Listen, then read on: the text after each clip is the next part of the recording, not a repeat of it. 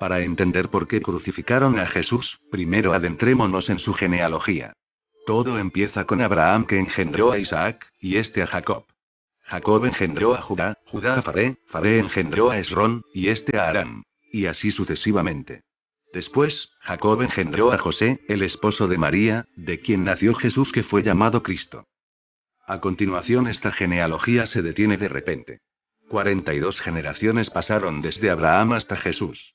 El Evangelio registra estas 42 generaciones, y de pronto nace Jesús, y la genealogía se para.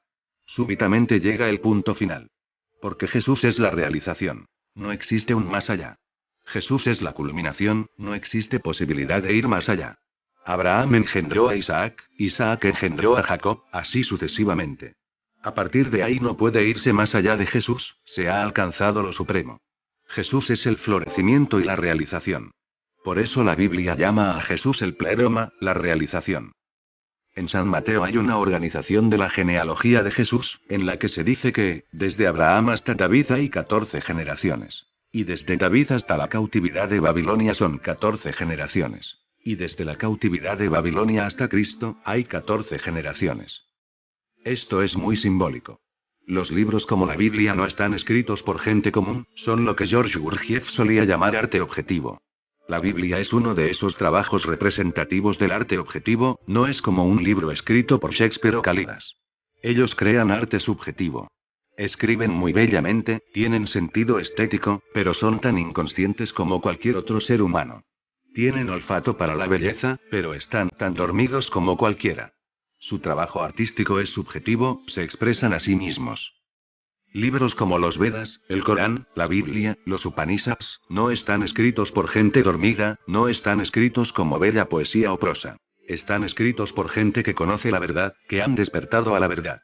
Por eso, lo que quiera que escriban es casi como un mapa. Tienes que descifrarlo, tienes que decodificarlo, de lo contrario seguirás perdiéndotelo. ¿Por qué 14 generaciones? ¿Por qué solo 14? ¿Por qué no 15? ¿Por qué no 13? Os ofrezco esto como ejemplo de arte objetivo. Son 14 por una razón determinada. Tiene que ser decodificado. El espíritu madura igual que lo hace el cuerpo.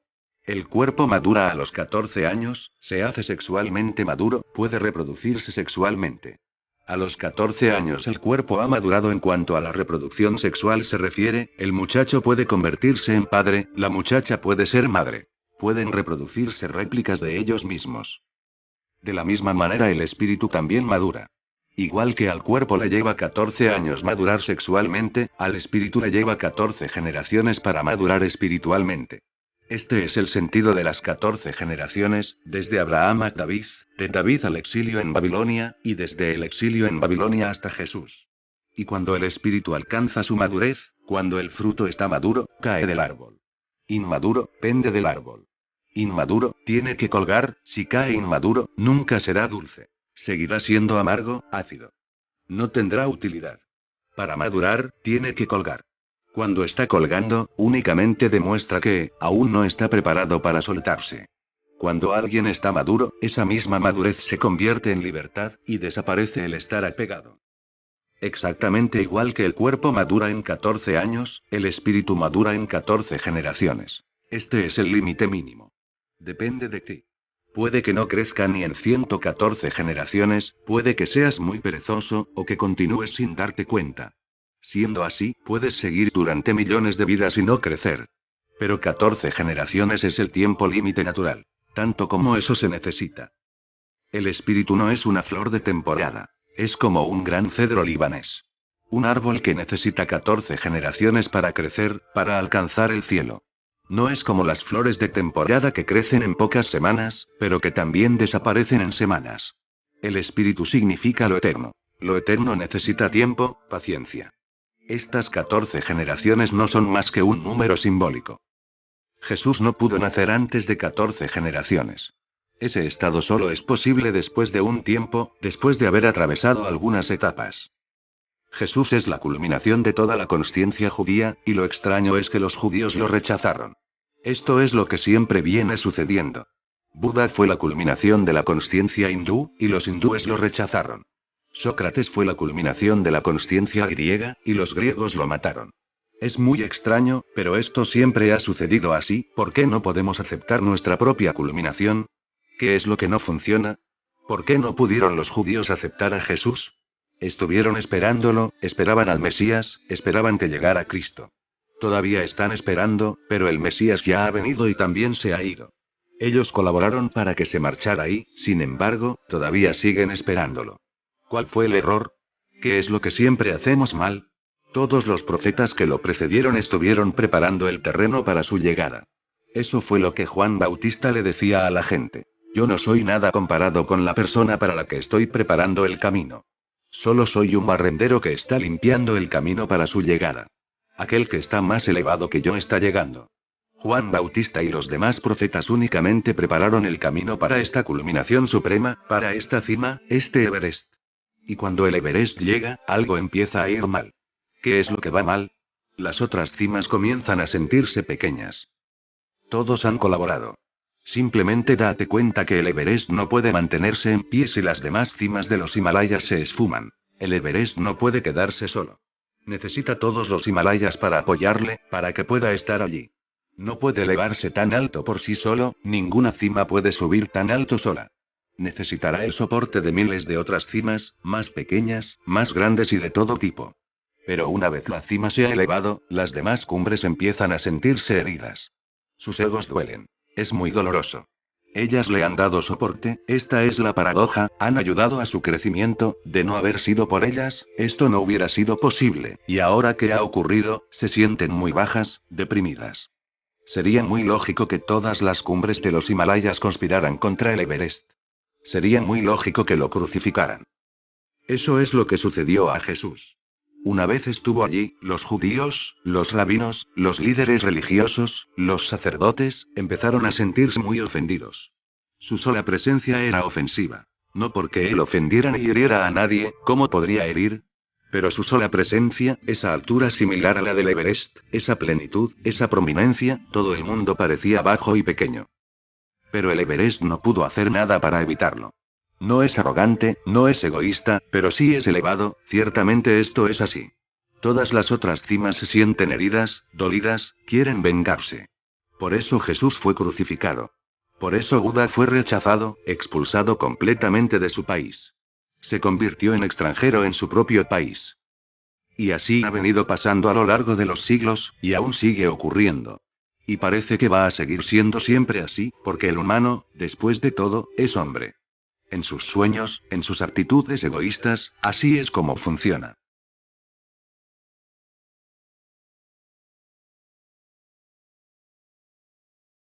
A la consciencia judía, y lo extraño es que los judíos lo rechazaron. Esto es lo que siempre viene sucediendo. Buda fue la culminación de la consciencia hindú, y los hindúes lo rechazaron. Sócrates fue la culminación de la consciencia griega, y los griegos lo mataron. Es muy extraño, pero esto siempre ha sucedido así. ¿Por qué no podemos aceptar nuestra propia culminación? ¿Qué es lo que no funciona? ¿Por qué no pudieron los judíos aceptar a Jesús? Estuvieron esperándolo, esperaban al Mesías, esperaban que llegara Cristo. Todavía están esperando, pero el Mesías ya ha venido y también se ha ido. Ellos colaboraron para que se marchara y, sin embargo, todavía siguen esperándolo. ¿Cuál fue el error? ¿Qué es lo que siempre hacemos mal? Todos los profetas que lo precedieron estuvieron preparando el terreno para su llegada. Eso fue lo que Juan Bautista le decía a la gente. Yo no soy nada comparado con la persona para la que estoy preparando el camino. Solo soy un barrendero que está limpiando el camino para su llegada. Aquel que está más elevado que yo está llegando.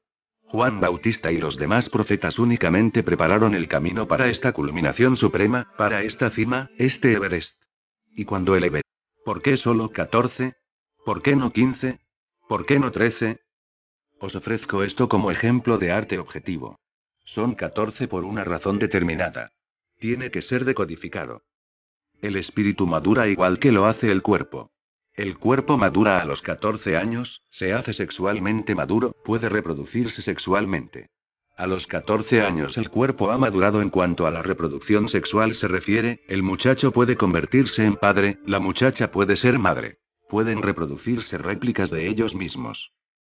De la misma manera el espíritu también madura. Igual que al cuerpo le lleva 14 años madurar sexualmente, al espíritu le lleva 14 generaciones para madurar espiritualmente. Este es el sentido de las 14 generaciones, desde Abraham a David, de David al exilio en Babilonia, y desde el exilio en Babilonia hasta Jesús. Y cuando el espíritu alcanza su madurez, cuando el fruto está maduro, cae del árbol. Inmaduro, pende del árbol. Inmaduro, tiene que colgar, si cae inmaduro, nunca será dulce. Seguirá siendo amargo, ácido. No tendrá utilidad. Para madurar, tiene que colgar. Cuando está colgando, únicamente demuestra que, aún no está preparado para soltarse. Cuando alguien está maduro, esa misma madurez se convierte en libertad, y desaparece el estar apegado. Exactamente igual que el cuerpo madura en 14 años, el espíritu madura en 14 generaciones. Este es el límite mínimo. Depende de ti. Puede que no crezca ni en 114 generaciones, puede que seas muy perezoso, o que continúes sin darte cuenta. Siendo así, puedes seguir durante millones de vidas y no crecer.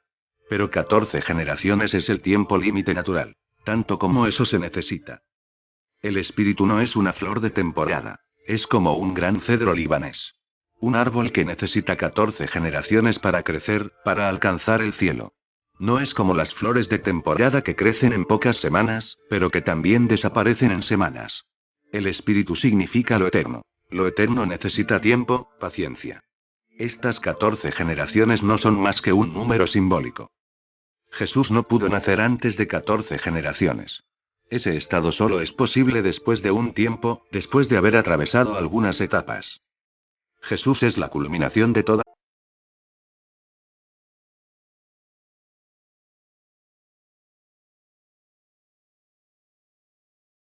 Para entender por qué crucificaron a Jesús, primero adentrémonos en su genealogía. Todo empieza con Abraham que engendró a Isaac, y este a Jacob. Jacob engendró a Judá, Judá a Faré, Faré engendró a Esrón, y este a Aram. Y así sucesivamente.